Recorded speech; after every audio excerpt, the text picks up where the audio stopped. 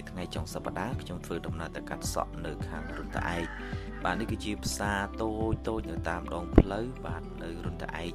មានលក់ដូរត្រីសាច់បន្លែផ្លែឈើចឹងទៅបាទទេសភាពនៅរុនតាឯកបាទស្រស់ស្រាយមួយយ៉ាងដែរហើយផ្ទះតូចគេកំពុងតែសាងសង់បន្ត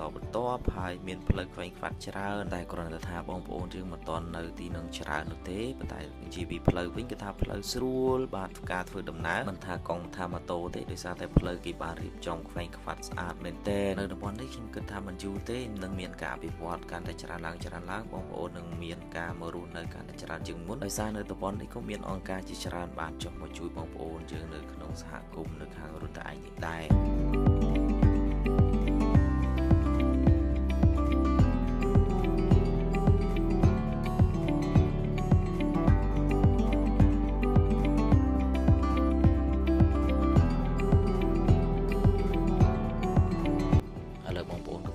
ចាំទេពត្រាហើយទទួលការលេខរៀងនីមួយៗដើម្បីឆែកសុខភាពបន្តគ្នាហើយក៏មានការកក់សក់ផងដែរ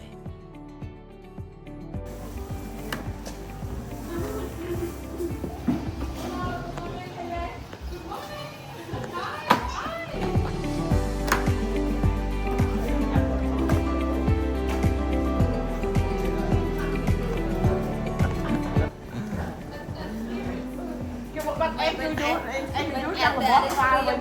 អានេះកក់សក់ឲ្យស្រួលស្អីកក់សក់ឲ្យល្មមវិញ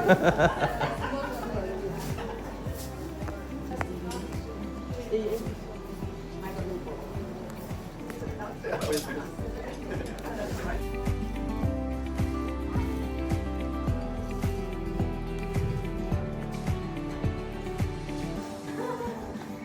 េនិយាយដើមគេថតទាំងអស់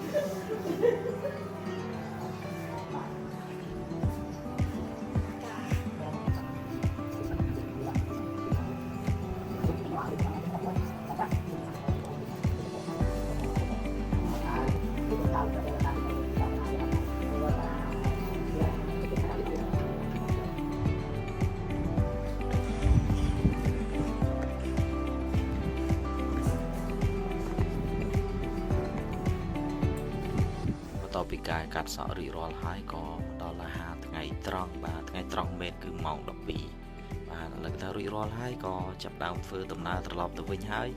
បាទនេះគឺជាផ្លូវចេញពីរុនតាឯកវិញបាទទេសភាពស្រស់ស្អាតមានน้ำថ្នោតដុះជាជួរ